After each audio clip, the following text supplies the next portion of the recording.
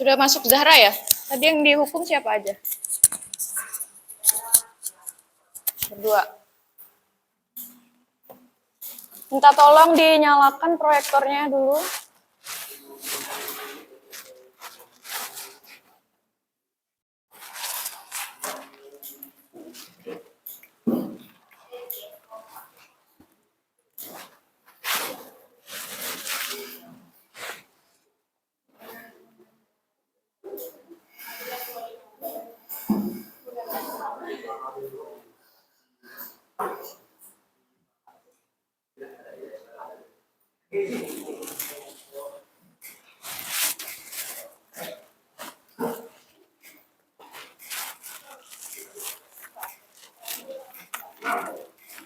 Tadi siapa yang tidak hadir? Fatimah ya? Afzal, tadi kenapa izin? Sakit? Afzal sakit. Fatimah? Izin. 2 orang aja ya?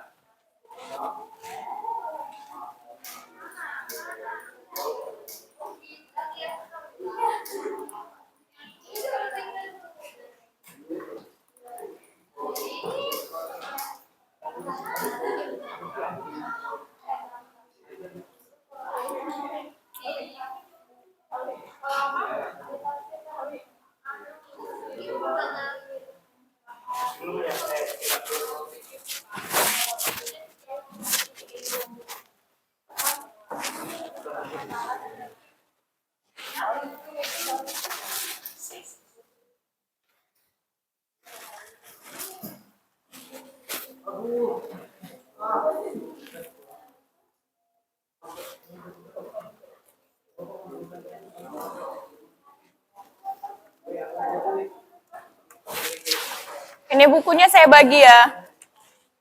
Ramdan.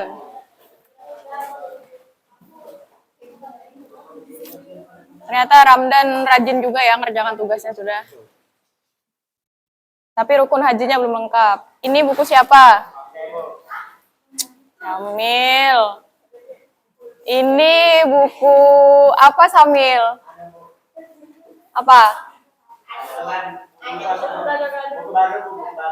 Terus dengerin, ini ada kata-kata dari Samil.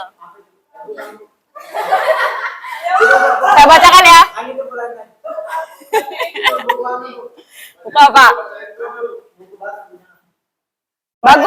Bagus kok ini bacanya nih ya. Apabila guru itu mengajar dan mengajarnya itu mengharapkan uang atau tidak ikhlas, maka murid itu susah mendapatkan ilmu. Betul kah? Jadi kerasa kah? Jadi kerasa ya kalau guru tuh ngajarnya tuh bukan murni untuk ngajar tuh kerasa kah kalian? Oh gitu. Oh gitu ya. Silakan diambil Samil. Bagus kata-katanya. Afzal tidak hadir ya. Ya makanya nanti pakai buku yang bener-bener aja ya. Ini juga lagi satu, ini Abil. Ini buku apa? Ada Alhamdulillahirrahmanirrahim wassalatu wassalamu ala asrofil anbiya'i wal mursalin. Ada muqaddimah. Fadil. Apa? Saya sudah baca refleksinya, sudah saya kasih feedback. Nuril juga. Adel. Lida. Hirdayanti. Kalau yang cewek tuh waras-waras aja. Kenapa yang laki-laki ini bukunya nggak jelas-jelas gitu? Hirda, refleksimu mana? Zahra. Pandi. Aduh, ini Pandi ini buku apa dia di sini? Buku apa ini? Ini apa? Ini apa? Oh, ini yang kemarin. Oh, iya. Aya. Disya. Fatimah tidak hadir. Nisa. Nanti aja. Ini refleksinya aja, Kak. Tapi bukan buku fikih kan ini? Alia. Cynthia.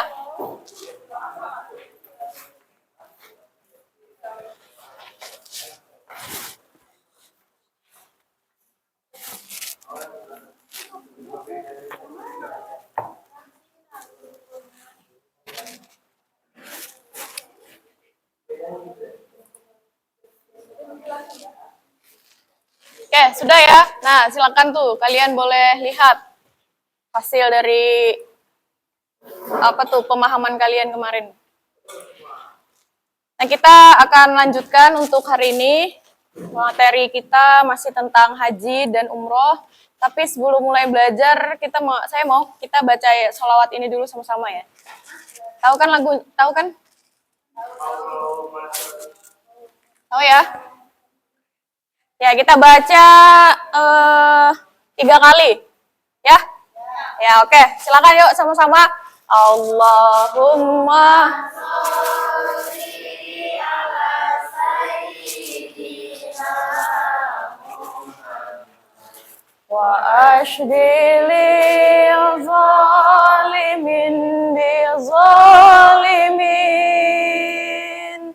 Allahumma sholli ala sayyidina Muhammad wa ashbilil zalimin bil zalimin wa akhrijna min bainihim salimin wa ala alihi wa sahbihi ajma'in. Allahumma sholli ala sayyidina Muhammad wa ashbilil zalimin bil zalimin. Allahumma sholli ala sayyidina wa ashbilil zalimin wa akhrijna min bainihim salimin wa ala alihi wa sahbihi. Ya, terakhir. Allahumma sholli ala sayyidina Muhammad wa ashghilil zalimin bil zalimin. Allahumma sholli ala sayyidina Muhammad wa ashghilil zalimin bil zalimin wa akhrijna min bainihim salimin wa ala alihi wa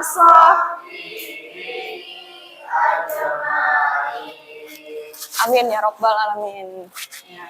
Mudah-mudahan dengan diawali sholawat pagi hari ini, apapun yang kalian pelajari bisa bermanfaat dan berkah ya. Baik, hari ini kita akan melanjutkan kembali materi kita tentang rukun haji. Kemarin yang sudah kalian cari, kita bahas ya. Waktu pertama kita bertemu di materi rukun haji, ingat ada yang tanya, orang naik haji itu ngapain aja sih? Siapa kemarin yang tanya itu? Ya. Terus, habis itu ada yang bilang naik haji 40 hari. Ya, nah sekarang kita lihat apakah itu benar atau itu salah. Nah, jadi yang kita lakukan saat haji itu disebut rukun haji. Sama kayak sholat. Sholat, kita ngapain aja sholat itu? Mulai dari takbir kan? Pertama niat, terus kita takbir, baru kita baca Fatihah.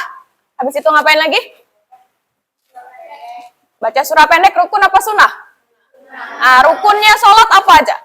Baca Al-Fatihah, ruku, i'tidal, sujud, duduk antara dua sujud, terus apa lagi? Salam, tumanina itu ketentuan. Ya, tahiyat, baca sholawat, salam. Terakhir, tertib. Nah, rukun haji berarti juga sama. Apa saja yang dilakukan pada saat haji. Kalau sholat itu diawali dengan takbir, diakhiri dengan salam. Selama kita mengerjakan rukun sholat, berarti sholat kita, kalau misalnya ada yang tertinggal, gimana? Sholatnya harus diulang, sama dengan rukun haji juga sama. Nah, kemarin rukun haji ada apa aja?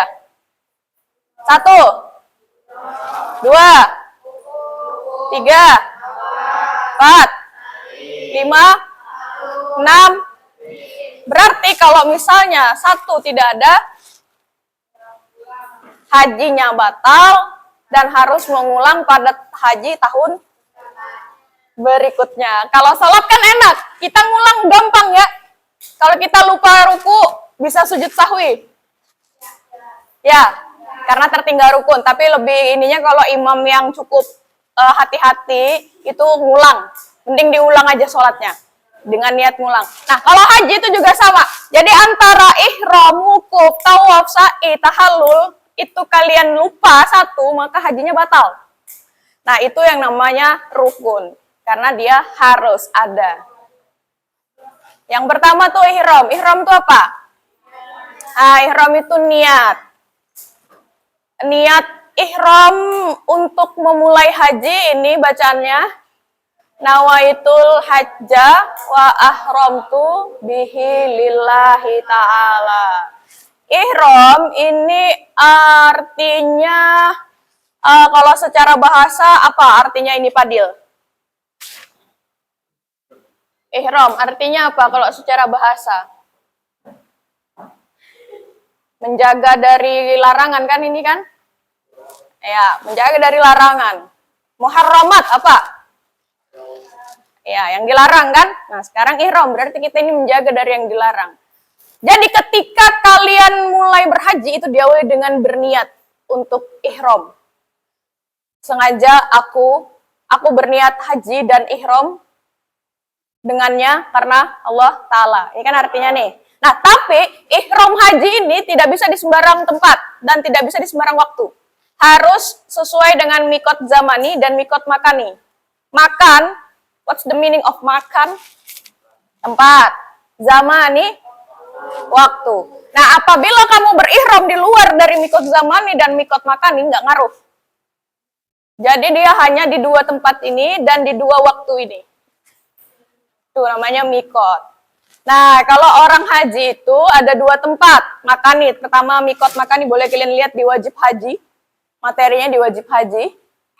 Coba lihat ihram. Ada mikot makani di situ. Wajib haji. Terus, yes, balik ke depan. Halaman berapa tuh?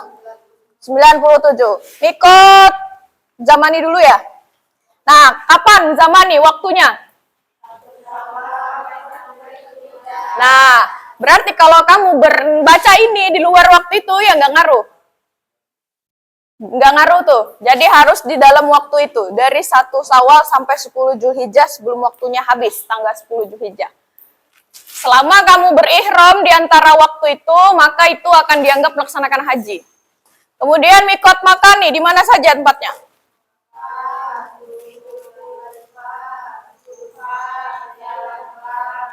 Nah, itu.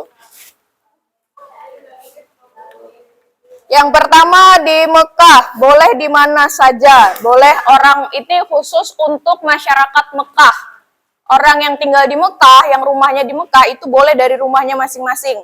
Nah, kalau jamaah haji Indonesia, itu biasanya kalau tidak di Yalamlam, Yalamlam itu biasanya kita lewatin dari atas pesawat.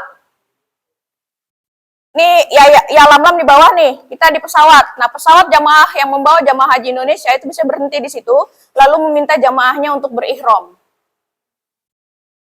Jadi bukan berarti harus ada di Yalamlamnya, tapi bisa dari atasnya. Nah, kalau jamaah haji yang sudah duluan datang nyampe di Madinah, dan dia dari Madinah baru dia mau ke Mekah untuk haji, itu ngambil mikotnya atau berniatnya di Masjid Bir Ali. Ada di situ? Nah, jadi ada 2 biasanya jamaah haji Indonesia itu. Siapa tahu nanti kalian pergi kan, ingatin itu ya. Kalau perginya duluan, gelombang 1 itu biasanya ke Madinah dulu. Tapi kalau berangkatnya terakhiran, itu biasanya langsung ke Mekah, turunnya di Jeddah, dan biasanya langsung ngambil mikotnya dari Yalamlam. Nah, ketika kalian sudah mengambil ihram atau mengambil niat di 2 tempat dan di waktu ini, maka akan ada sunnah. Apa? Sunnah ihram. Ada di bukunya? Pertama, sebelum berihram kita harus mandi, terus memotong kuku, terus mencukur kumis. Ya, habis itu apa lagi? Iya. Nah, saya waktu itu pas umroh saya itu perjalanannya dari Madinah. Jadi dari Jakarta itu ke Madinah. Jakarta, kemudian landing di Madinah. Dari Madinah itu sekitar 3 hari 2 malam. Lalu dari Madinah berjalan ke Mekah untuk umroh. Kita perjalanan dari Madinah ke Mekah itu melalui namanya Masjid Bir Ali. Nah, di sini saya ambil niatnya. Di Masjid Bir Ali itu. Sebelumnya saya sudah mandi. Sudah potong kuku. Sudah keramas tuh, mandi udah keramas tuh. Habis itu, apa lagi tadi di situ? Pakai wangi-wangian, ya, udah siap pakai kain ihram. Wajib pakai kain ihram ya. Kain ihram untuk laki-laki yang seperti ini, kain ihram untuk perempuan yang seperti ini. Pernah lihat kan? Nggak boleh pakai yang lain. Jadi kalau laki-laki harus pakai ini. Nggak boleh pakai kain yang lain. Kenapa? Syaratnya harus tidak berjahit. Kalau perempuan boleh. Perempuan nggak harus putih juga boleh. Yang laki-laki aja yang khusus yang ini, gini. Nah, jadi begitu. Ketika kita mau ihram itu semua jamaah sudah disuruh pakai baju ini nih. Kemarin waktu saya umroh ya, sudah disuruh pakai baju ini. Terus di Masjid Bir Ali kita dipimpin sama mutawifnya, kita ambil niat sama-sama. Cuman di sini bukan hajjah tapi umrota. Nawaitul umrota wa ahramtu bihi lillahi ta'ala. Niatnya umroh. Habis itu sholat 2 rakaat di Masjid Bir Ali itu. Nah, pada saat saya sudah memulai niat ini, membaca niat berihram, maka berlaku juga larangan-larangan ihram. Apa aja larangan-larangan ihram? Bisa kalian lihat di situ. Muharramat. Cari muharramat. Lain, balik lagi. Lagi. Nih. Larangan bagi laki-laki apa? Ya, terus. Ya, terus. Ya, perhatikan ya, bagi laki-laki, kalau kalian sudah niat ihram, niat mau haji, niat mau umroh, mau umroh, itu tidak boleh pakai topi mau sepanas apapun. Begini aja pakaiannya. Nggak boleh pakai sepatu, pakai sandal. Sandal tuh yang kayak gini, sandal. Sandalnya yang begini pokoknya sandalnya. Sandal kayak kalian gitu loh, sandal ya kayak gitu, yang swallow juga bisa. Pokoknya kakinya nggak tertutup. Nah, jadi kayak gitu tuh. Kalau sudah mau berihram itu harus disiapkan sudah. Mau sepanas apapun, mau hujan nggak boleh. Nggak boleh pakai topi. Itu laki-laki. Untuk perempuan apa? Ya, jadi ketika kamu pakai cadar, ketika kamu umroh dan haji buka cadarnya. Nggak boleh. Harus dibuka telapak tangan. Nah, jadi sama kalau perempuan tuh sama kayak biasa kita ya. Kayak gini tuh kita bisa pakai baju ihram. Seandainya kita di Bir Ali ini kita niat umroh bisa. Karena kita sudah menyesuaikan aturan muslimah. Tapi kalau laki-laki nggak bisa pakai kayak gini, harus ganti. Dan tidak memakai pakaian dalam. Iya. Enggak. Celana dalam kan pakai jahitan. Kan nggak boleh tadi ya, larangannya ya. Iya, nggak boleh jadi polos. Pakai kain ini doang, laki-laki iya. 2 helai aja. Nah, itu nanti kita praktek pakai ya. Enggak. Nanti praktek pakai ya. Ada nggak kain ihram? Punya nggak? Punya nggak? Keluarga, tangga, pinjam ya. Cuma nanti nggak usah pas baju, pakai ini aja, tetap pakai celana. Saya tuh ngasih tahu yang benernya gitu loh. Maksudnya yang benernya ketika kita umroh dan haji beneran itu bener-bener nggak ada. Itu ya. Nah, jadi mulai dari ihram inilah hajinya dimulai. Ada yang mulainya dari Bir Ali, ada yang mulainya dari Alam Lam, ada yang mulainya dari rumah masing-masing kalau penduduk nikah ya. Nah, kemudian setelah ihram, kita berjalan menuju ke Arafah. Di Arafah ini kita ngapain? Wukuf artinya berdiam diri. Ngapain berdiam diri di situ? Iktikaf. Iya, tapi nggak di masjid. Betul. Ngapain? Duduk aja di situ. Jadi di Mekah itu ada satu kota namanya nih Arafah. Nih kayak misalnya Samarinda, ada Rapak Dalam. Nah, pokoknya ketika tanggal ini 9 Zulhijjah sampai 10 Zulhijjah, mulai dari waktu zuhur sampai waktu subuh, itu nggak boleh keluar dari area Rapak Dalam. Itu disebut wukuf. Itu ya, tapi di sana di Arafah. Ngerti kan maksudnya? Iya. Tapi di sana tuh di Arafah. Jadi ngapain aja di situ? Ya sholat, banyakin sholat taubat, istighfar, zikir, baca talbiyah. Apa talbiyah? Talbiyah. Labbaik Allahumma labbaik kala innal hamda wan ni'mata lakawal mulk la syarikalak. Nah, itu sunahnya ya. Baca itu, banyak-banyak doa di sini. Di Padang Arafah namanya. Ini dilakukan tanggal berapa? Sampai 10 Zulhijjah. Jadi ingatin, ihramnya ini bisa dimulai dari tanggal 8 Zulhijjah. Ihram. Kemudian berangkat ke Arafah. Pakaiannya ihram tuh, nggak ganti baju ya. Nggak ganti baju, pakaiannya tetap ihram. Yang laki-laki tuh masih dalam kondisi yang seperti itu sama. Dengan tetap menjaga dari larangan-larangan ihram tadi. Tuh ada banyak lagi kan, dilarang memotong dan mencabut kuku, dilarang mencukur rambut kepala, memakai wangi-wangian, itu nggak boleh. Nikah, melakukan hubungan suami istri nggak boleh. Berkelahi, mencaci, mengucapkan kata-kata kotor, nggak boleh. Jadi kalau kamu sudah ihram, kamu sudah niat, itu kamu nggak boleh apply parfum. Pakai parfumnya sebelum ihram. Makanya kan mandi dulu sunahnya.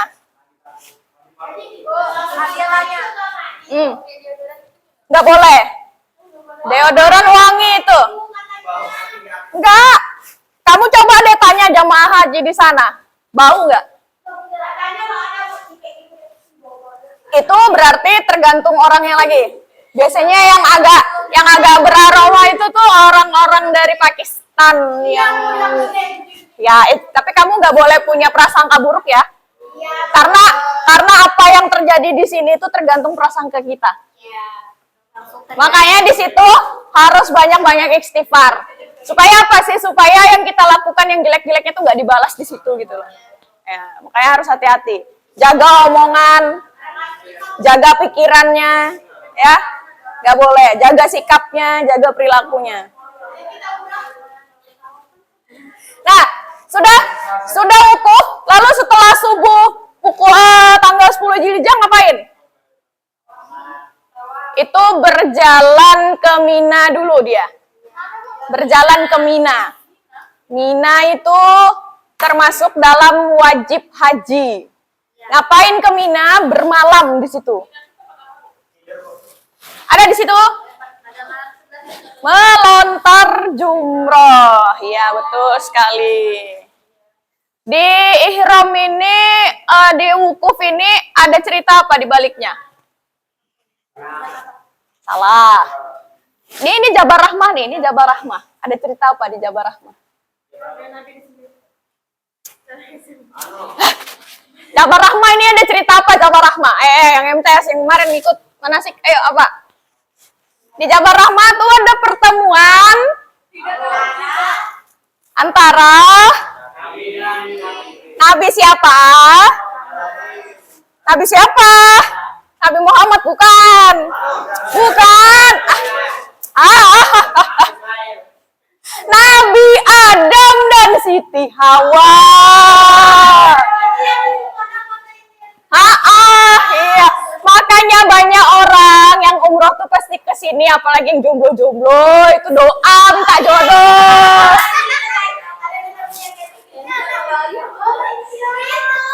Nah, jadi cerita di baliknya, Nabi Adam dan Siti Hawa itu kenapa diturunkan ke bumi? Melanggar larangan Allah, maka diturunkan ke bumi karena digoda oleh setan kan. Ketika diturunkan dari surga ke bumi, Nabi Adam itu jatuhnya di area Pakistan.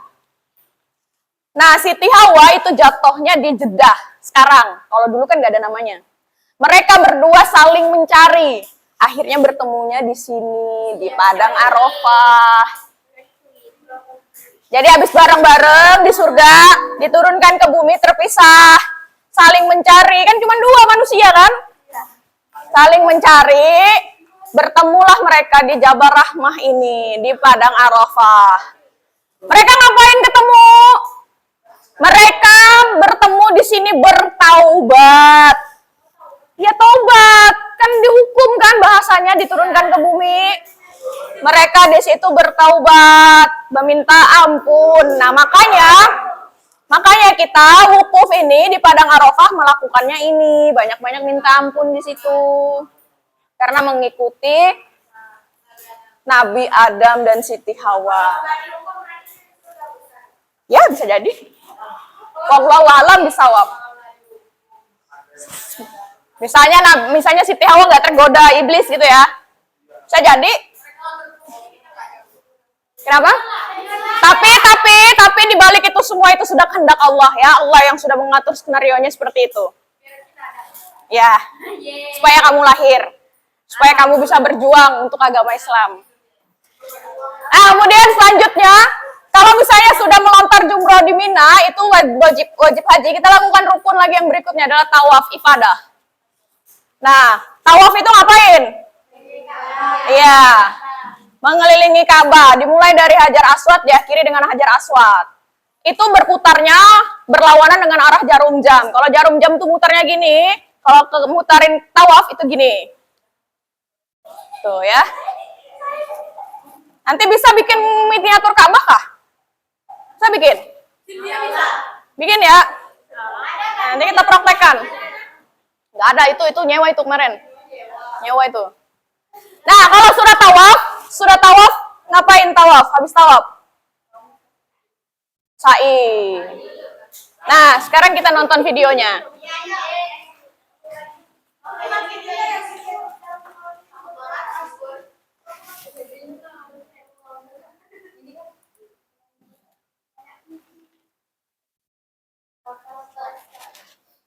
Surga yang dimuliakan Allah Subhanahu wa taala. Assalamualaikum warahmatullahi wabarakatuh. Insyaallah kita akan mereview perjalanan dari Bukit Sofa ke Bukit Marwah. Sekarang kita naik ke Bukit Sofa. Di sini kita memulai dengan baca abda'u bima bada'allahu bihi wa rasuluh. Inna Safa wal Marwata min sya'airillah. Faman hajjal baita aw i'tamara fala junaha alaihi ayat tawafa bihima wa man tatawwa'a khairan. Nah, itu ya. Itu kalian lihat? Jadi ketika Itu Bukit Safanya. Nih, batu-batu ini. Nah, waktu zamannya Ibunda Hajar mencari air untuk Nabi Ismail kan tidak ada ini ya. Ini tidak ada. Nah, sekarang sudah dibikin begini enak. Itu yang kemarin saya bilang, sekarang tuh rasanya beda. Kalau dulu kan ini benar-benar di luar. Nah, ini nih puncak Bukit Safanya ini ya. Jadi dari sini nih Ibunda Hajar tuh memulai mencari air di tengah padang pasir. Kalau dari logika mungkin nggak itu akan ada air? Nggak mungkin. Nah, di situ nanti kita akan belajar nilai-nilai ikhtiarnya Bunda Hajar melalui sa'i. Menuju ke Bukit Sofa, membaca ayat itu. Kemudian kita menghadap ke Ka'bah. Lalu Ka'bah seraya membaca la ilaha illallah. Amin, amin. Ramdan situ nanti, amin. Biyadihil khairu wa ilaihil masiru wa huwa ala kulli syai'in qadir. Nah, ini bulan Syaban, banyak-banyak doa. Sadaqa wa'ada wa nasara 'abda wa 'azza junda wa alzamal ahzaba wahda. La ilaha illallah. Itu Ka'bah ya, lihat kan? Ini Ka'bah nih. Kemudian melambaikan tangan dengan kecuk Hajar Aswad, isyarat dengan tangan saja. Bismillahi Allahu Akbar, kecuk dengan tangan kanan. Bismillahi Allahu Akbar, pegang Hajar Aswad kemudian dikecuk. Setelah itu kita mengarah ke Marwah dengan berjalan meninggalkan Bukit Sofa menuju ke Bukit Marwah. Baik, para penduduk surga, kita akan menuju ke Bukit Marwah. Di sini kita melihat jarum jam menunjukkan angka 27. Jadi jam 5 lewat 27. Kemudian kita akan menuju ke sana. Kita akan mulai. Allahu Akbar. Allahu Akbar. Allahu Akbar. Walillahil hamd. La ilaha illallah. Allahu Akbar. Allahu Akbar. Walillahil hamd. Mulai kita membaca wa minal laili fasjud lahu. Kenapa, Bu? Wasabbihu lailan tawila. Atau kita tambahkan lagi Allahumma habib ilaina al-imana wa zayyinhu fi qulubina wa karrih ilaina al-kufra wal fusuqa wal isyana waj'alna minar rasyidin. Ya. Baru di surga ketika kita Nah, tuh. Ini kalian lihat ada lampu neon hijau. Lihat ya. Di mana nih? Ini nih. Ini untuk laki-laki di situ disunahkan untuk berlari-lari kecil. Kayak gini. Tadi sebelum nyampe ini tuh jalan aja biasa. Cowok aja, perempuan enggak. Perempuan tetap jalan. Nanti sampai lampunya itu habis, jalan lagi. Kenapa? Karena pas kayak gitu tuh, pas di bagian ini, Bunda Siti Hajar itu lari. Jadi dikasih batas. Lampu hijau neon itu, sepanjang itu tuh Bunda Hajar lari. Jadi dari Bukit Safa turun kan, jalan dia. Dengan semangat mencari air, dengan keoptimisannya. Walaupun sebenarnya mustahil, terus dia nanti lari. Nanti dia berhenti, capek kan? Nyampe ke Marwah. Nggak ada juga dia lihat, nanti dia balik lagi. Jalan, dia lari. Kenapa dia lari? Seolah-olah dia tuh kayak ngeliat di situ ada bayangan air. Makanya dia lari, mempercepat jalannya. Pernah belajar ilusi mata, optik? Di panas terik itu jalanan aspal itu kayak berair. Pernah kalian ngeliat itu? Nah kayak gitu juga. Bunda Siti Hajar. Kamu bayangkan itu halusinasi bolak-balik 7 kali. Sampai akhirnya dikaruniakan air Zam-Zam. Nah, makanya ketika sa'i disunahkan buat lari. Lampu hijau atau di sepanjang lampu hijau kita disunahkan untuk berlari. Itu namanya harwala dan membaca Rabbil fir. Rabbil fir warham wa'fu wa takarram wa tajawaz amma ta'lam innaka ta'lam ma la na'lam innaka antallahul a'azzul akram. Rabbil fir warham wa'fu wa takarram wa tajawaz amma ta'lam innaka ta'lam ma la na'lam innaka antallahul a'azzul akram. Kemudian inti daripada sa'i ataupun tawaf sama saja, yaitu kandungan di dalamnya ada istighfar, talabul maghfirah, kemudian doa, minta kebaikan-kebaikan pada Allah Subhanahu wa taala, kemudian zikir. Zikir, kalau mata melihat yang baik-baik, zikirnya mata adalah melihat yang baik-baik. Lisan zikirnya senantiasa menjemput atau menyebut nama Allah, asma Allah. Nah, sekarang kita membaca istighfar. Kita mulai dengan membaca Sayyidul Istighfar. Allahumma anta rabbi la ilaha illa anta khalaqtani wa ana 'abduka wa ana 'ala ahdika wa wa'dika bi kulli subuh atau membaca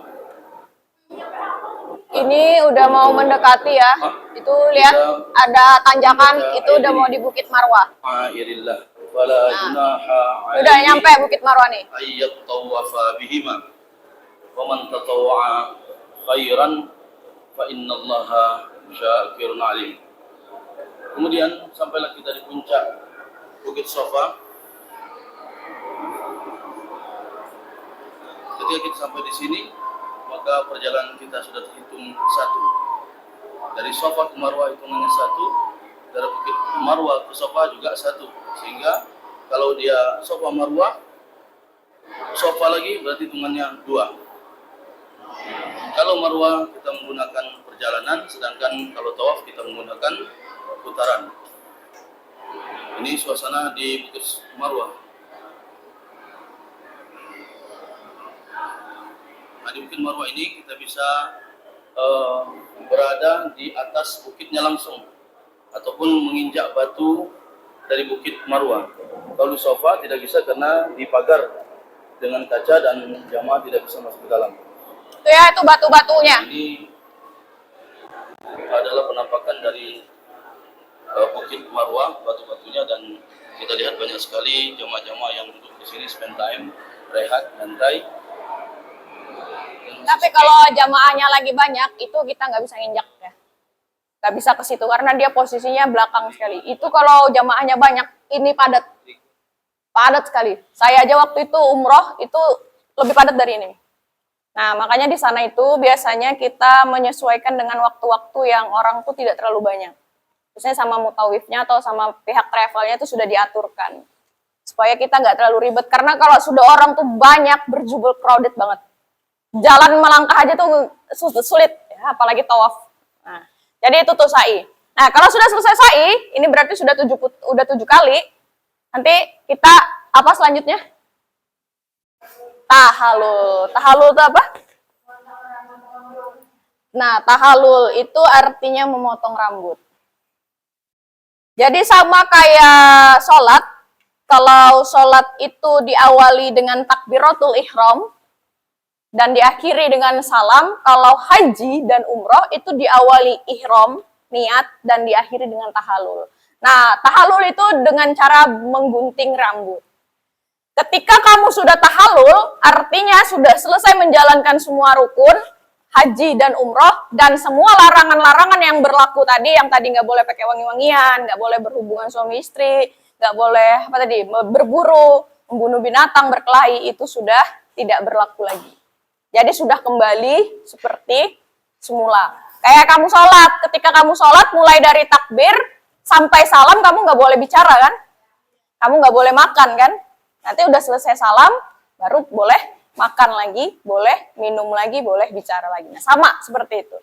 Ini kapan selesainya? 1 hari selesai. Jadi hitung berapa lama haji? Mulai dari tanggal 8 Julijah, 9 Julijah, 10 Julijah, hari tasyrik, 10 Julijah, kalau kamu cuman ngambil nafar awal tuh cuman melontar jumroh akobah, berarti cuman berapa hari? 3 hari. Haji itu cuman 3 hari. Karena melakukan tawaf, melakukan sa'i, bisa dilakukan hari yang sama. Kalau kamu ngambil yang nafar sani, berarti bisa nambah 2 atau 3 hari lagi. Jadi haji itu secara umumnya bisa 3 sampai 5 hari saja. Itu haji. Nah, kok bisa 40 hari? Orang Indonesia. Kenapa? Ngapain? Ya mereka ziarah aja di situ. Jalan ke Taif. Habis itu sholat di Masjidil Haram, belanja, beli kurma. Kalau di Madinah ke Masjid Nabawi, ke Raudah, terus apa lagi? Ya Raudah yang kemarin itu yang saya kasih lihat videonya. Terus ke kebun kurma. Itu aja. Hajinya cuman 3 sampai 5 hari. Lah umroh yang pergi katanya 12 hari. Itu umrohnya cuman hitungan jam. Kenapa? Karena umroh sama haji itu beda. Kalau haji ada ihram, wukuf, tawaf, sa'i, dan tahallul. Nah, kalau umroh itu tidak ada wukuf. Jadi ihram, wukufnya di skip, tawaf, sa'i, tahallul. Ya, sa'i. Itu umroh. Itu nggak nyampe 5 hari, nggak nyampe. Sehari, 2 hari. Sehari aja. Apanya? Di sananya kemarin saya ambil yang 12 hari. Ya umrohnya cuma sehari. Sisanya 2 harinya pulang pergi. Berarti 10 hari kan? 10 hari, 1 harinya umroh. Berarti sisa 9 hari. 9 harinya ya ziarah aja. Ke Taif, Masjidin Nabawi, ngeliatin Masjid Abu Bakar, ngeliatin makam-makam para sahabat, ke Gunung Uhud. Itu. Jadi di sana kita kayak napak tilas. Gunung Uhud, Jabal Uhud. Jabal Uhud. Tahu kan perang Uhud? Iya, ada gunungnya di situ. Itu gunung yang nanti ada di surga. Ya. Nah, terus ada Jabal Rahmah, ada Jabal Nur juga di situ. Jabal Nur tempat Nabi Muhammad menerima wahyu pertama kali. Saya nggak ikut naik. Kalau rombongan saya ada ikut naik sih kemarin. Saya nggak ikut naik karena nggak kuat. Tinggi. Tapi sekarang itu enaknya sudah dibikinkan jalan, tetap menanjak, cuman sudah ada pemberhentian. Kalau zaman dulu kan nggak ada. Nah, zaman dulu itu kan tandus sekali batu-batunya, gersang. Bayangkan Nabi Muhammad berkholwat di situ, dan istri beliau, Ibunda Khadijah, itu setiap hari bolak-balik mengantarkan makanan dari rumahnya ke Jabal Nur. Buat Nabi Muhammad lah. Iya, berkholwat. Berkholwat kan Nabi Muhammad di Jabal Nur kan gak turun. Berkholwat tuh apa sih? Mengasingkan diri kan? Mengasingkan diri dari hiruk pikuk para kelakuan kaum kafir. Orang kafir dulu itu kenapa disebut kaum jahiliyah? Mana dia nggak bodoh, pinter-pinter. Karena apa? Iya betul. Akhlaknya nggak ada. Dia pinter secara ini pinter dia, tapi akhlaknya nggak ada. Yang paling penting adalah apa? Dia ngerasa sombong. Dia udah dikasih tahu Tuhan itu cuma satu. tapi dia menyekutukan Allah. Akhirnya dibikinlah patung-patung di dekat Ka'bah. Nah itu, Nabi Muhammad itu pusing dengan keadaan yang seperti itu. Akhirnya beliau berkholwat di Jabal Nur. Udah lama, akhirnya didatangin malaikat Jibril, diangkatlah menjadi Rasul. Baru muncul risalah Islam yang dimulai dari perjuangan Nabi Muhammad. Nah dari situ ceritanya. Nah kira-kira untuk rukun haji ada pertanyaan? Kalau nggak ada yang bertanya, saya yang bertanya. Ada pertanyaan? Apa yang kalian rasakan waktu nonton video orang sa'i tadi? Pengen juga ke sana?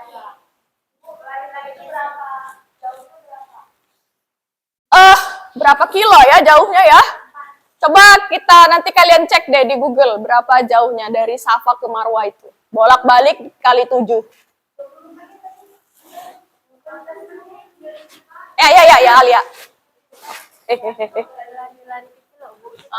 Biasanya itu ada loh kayak orang-orang yang tua, terus tuh kakinya itu kayak nggak kuat gitu. Oke. Tetap menjalani saja. Iya. Nah, untuk Ramdan. Jawab. Pertanyaannya Lia. Kan kita sa'i pakai fisik tuh. Orang-orang tua yang naik haji kayak mana tuh berarti dia? Yang udah tua, lansia, kayak mana dia? Nggak kuat loh jalan. Iya. Terus kayak mana? Terus tetap menjalani saja loh. Itu berarti kayak apa? Tetap lari. Iya, ya kenapa?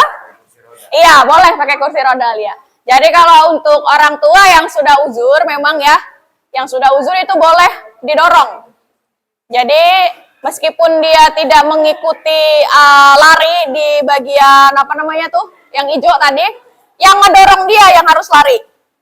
Jadi misalnya nih Ramdan nih, nenekmu masih ada Ramdan? Dan sudah, pakai? Nah masih ada, udah naik haji? Udah naik haji ya. Misalnya nih mau umroh lagi nih kan sama Ramdan, Ramdan bawa kakeknya. Nah, Ramdan lah yang lari dorong. Nanti di bagian itu Ramdan yang lari sambil ngedorong. Iya, laki-laki biasanya. Boleh, boleh. Kalau sekarang kan kita sudah ada namanya alat kursi roda, sama yang mobil-mobil itu. Nah, kalau zaman dulu kan nggak ada alat ya digendong. Nah, makanya ada hadis Nabi yang mengatakan kita tuh sebagai anak nggak bisa ngebalas pengorbanan orang tua meskipun kita bolak-balik ngantarin dia naik haji. Itu nggak bisa. Nah, seperti itu loh. Mungkin kamu gendong orang tuamu tuh. Untuk membalas kebaikannya dia merawatmu itu nggak bisa juga terbalaskan. Nah, jadi gitu. Jadi boleh ya yang lansia itu nanti diberikan ke orang yang mampu. Kalau misalnya punya keluarga kayak Ramdan misalnya pergi sama kakeknya Ramdan aja. Tapi kalau kayak saya kemarin karena saya sendiri nggak sanggup, jadi saya bayar ke orang. Jadi ada orang di situ, orang Mekah, dia ngerti juga caranya umroh, dia yang bantu nenek saya. Jadi nenek saya kemarin tawafnya pakai kursi roda, sa'inya pakai kursi roda. Boleh kayak gitu. Ya, kenapa? Cahya.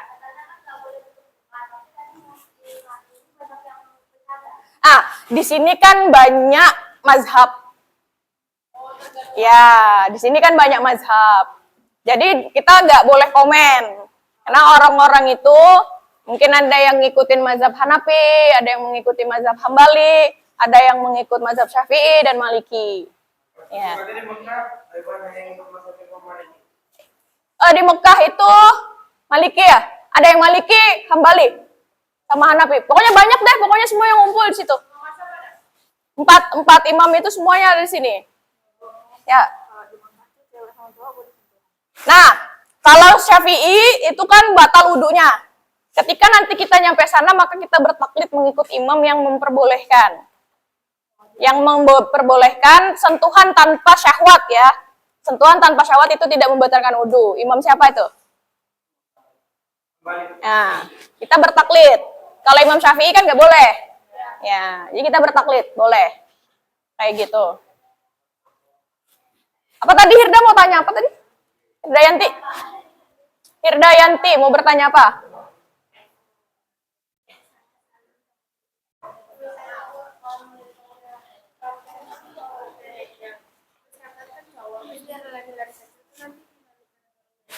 nggak apa-apa, dia larinya jangan lari yang ini banget.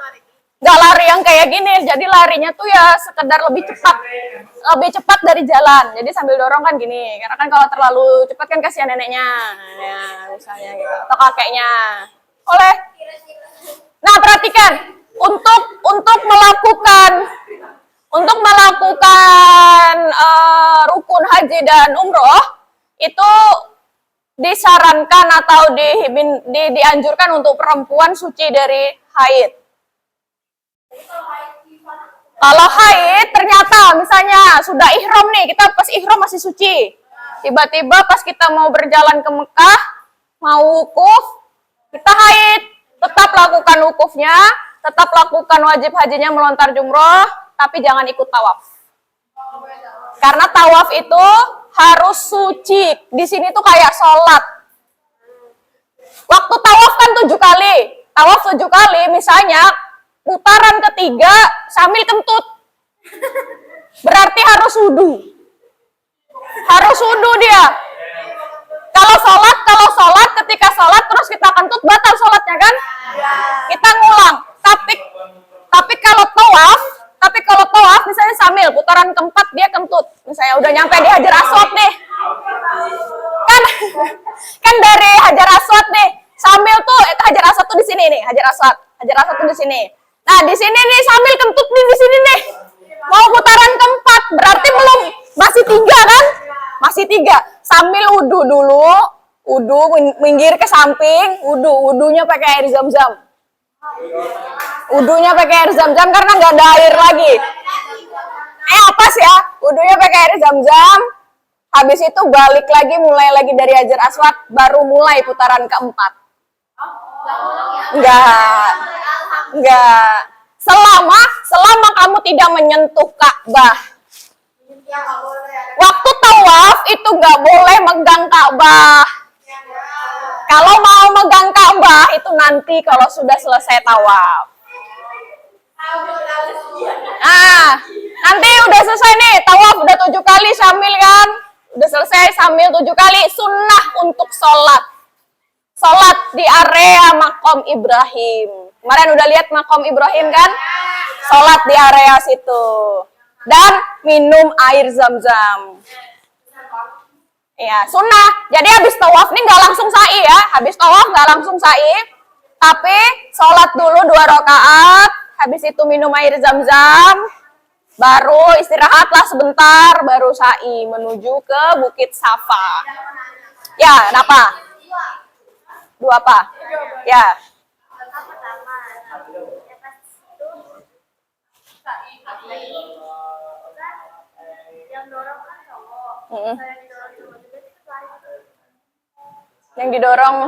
Yang didorong cowok.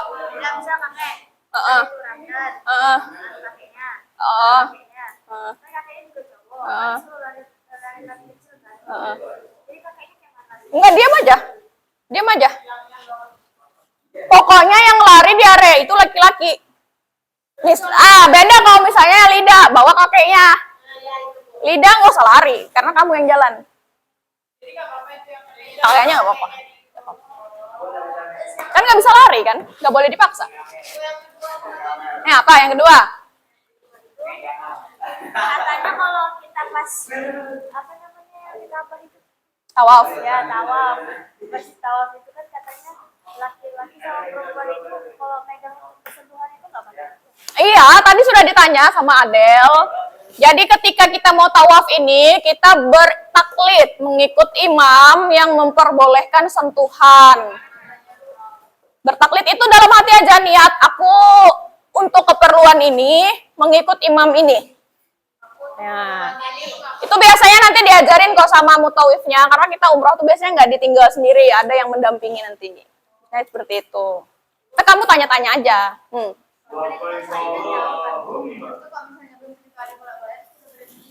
Boleh. Sa'i, kamu capek, kamu istirahat, boleh. Sa'i itu batal wudu juga boleh. Yang nggak boleh batal wudu cuma tawaf. Ya. Di sini, bawah pintu, multazam. Nih pintu Ka'bah, di bawah sini. Multazam tuh namanya, pintu multazam. Multazam apa artinya multazam? Iya, namanya pintu multazam. Di sini kita berdoa mustajab. Mau, tapi banyak orang. Nggak bisa. Nggak boleh maksa.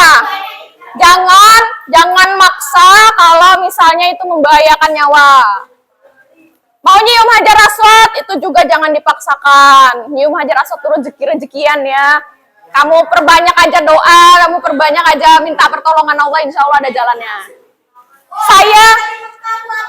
Iya makanya Bil, saya waktu itu, saya nggak sampai pegang hajar aswad, nggak sanggup saya. Saya cuma sempat megang begini aja. Nggak nyampe. Itu pun sudah ditekan-tekan terus saya dari belakang. Jadi saya pertama tuh kayak gini kan. Ini dari jauh nih, dari jauh kan. Kayak gini nih, nggak nyampe-nyampe. Terus dikasih jalan sama orang di depan. Akhirnya nyampe nih.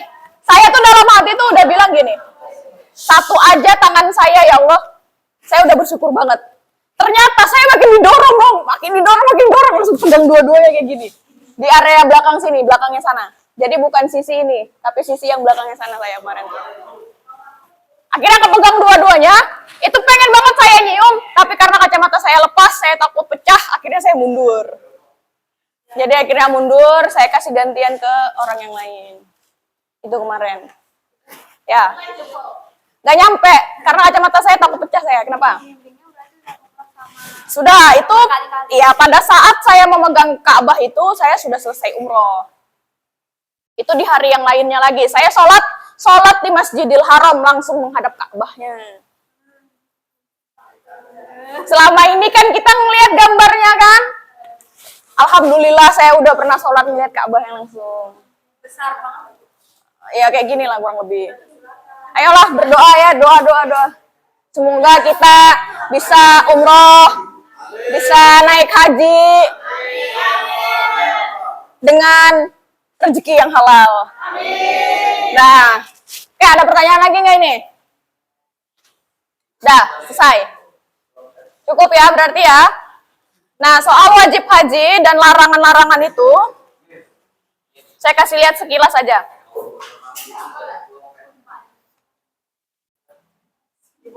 Ya. Oke, bagus pertanyaannya Ramdan. Sebentar. Iya benar. Ya. Kenapa orang biasanya ketika pulang haji botak?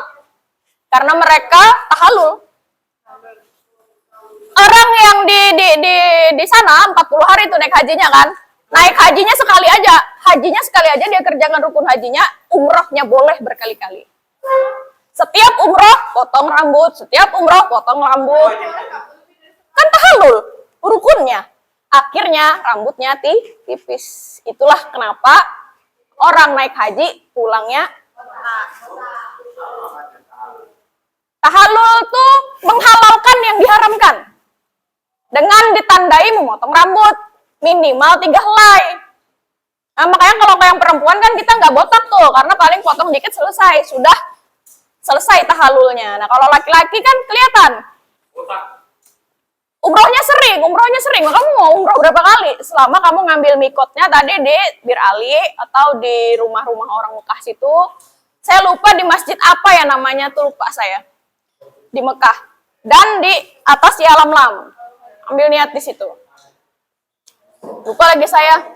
Kemarin saya umrohnya itu 2 kali umrohnya. Saya umrohnya 2 kali. Jadi yang pertama umroh wajib, yang kedua umroh sunnah. Kamu misalnya mau umrohkan keluargamu yang udah meninggal, bisa? Bisa? Iya, badal namanya ya. Badal umroh dan badal haji. Kamu niatkan untuk orang, kamu yang melakukan semuanya rukun-rukunnya. Jadi kamu potong rambut lagi kamu. Akhirnya botak. Nah, gitu. Ya.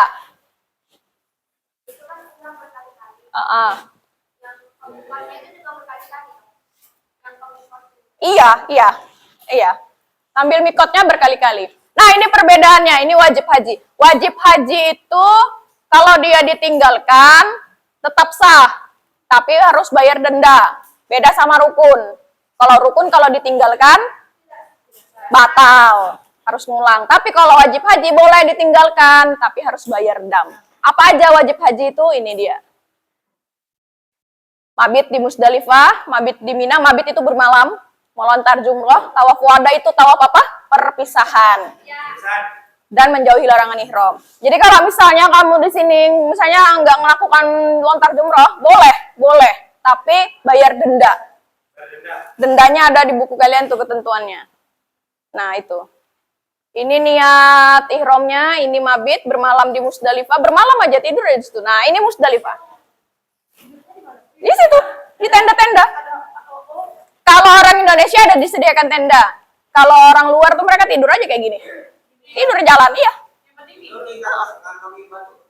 Nah, ketika ngantongin batu itu untuk mengambil batu untuk melempar jumroh. Jadi habis bermalam dulu di sini sebentar, tidur aja bentar aja, 5 menit aja udah dibilang bermalam. Terus habis itu jalan ngambil batu untuk apa? Melontar jumroh. Ngumpulin batu. Iya. Melontar jumroh. Nah, ini perbandingannya. Kalau di Musdalifah itu tidur dari setengah maghrib sampai tengah malam, terus kita ngumpulkan batu untuk jumrah Aqobah. Kalau Mina itu untuk nafar sani dia, untuk melontar jumrah, ula, wusta, dan Aqobah. Itu ngumpulin batu. Nah, ini melontar jumrah. Berapa batu yang dilempar? 7. Kali 3. Ya.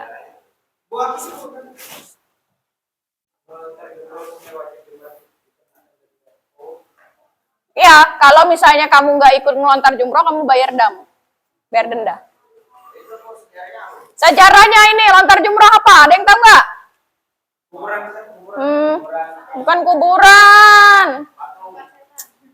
Ini tuh ceritanya waktu Nabi Ibrahim bawa Nabi Ismail mau menyembelih. Kan Nabi Ibrahim dapat mimpi kan untuk menyembelih Nabi Ismail. Dalam perjalanan ke tempat penyembelihan itu digoda sama iblis. Sama Nabi Ibrahim itu dilempar batu iblisnya. Nah, jadi kita itu hakikatnya melempar batu ke sini itu ya menghilangkan sifat keiblisan kita itu loh. Gitu ceritanya. Ya, sudah bel. Ada pertanyaan? Tidak ada. Kalau tidak ada, minggu depan kita bisa praktek. Jamarot ini tempat ngelempar batunya nih aslinya kayak gini gambarnya. Itu dindingnya. Ya itu kan ini kan cuman elemen, ini kan elemen aja. Ini aslinya nih, ini aslinya. Nah, ini batunya nih, ini batunya nih. Nah, ini batu dindingnya itu ya. Nih. Ya. Enggak itu enggak akan kena kepala orang. Ya, mungkin kena dikit ya. Oke, ini kira-kira minggu depan bisa nggak? Minggu depan kita praktek ya. Berarti bawa kain ihram bisa? Bisa. Nanti berdasarkan kelompoknya. Sudah kan kemarin bagi kelompok?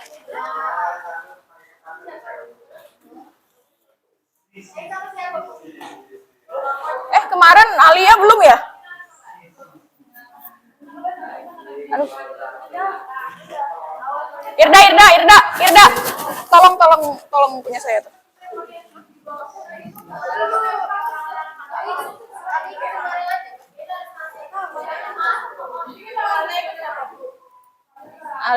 Alia pilih aja mau sama siapa.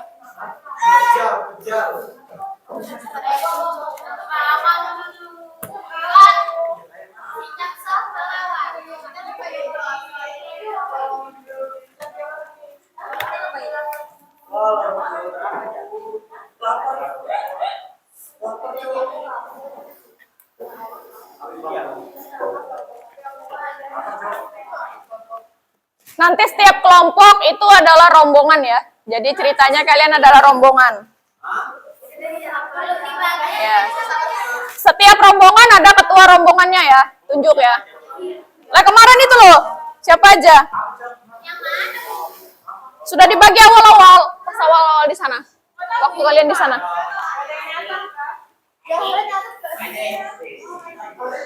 Ada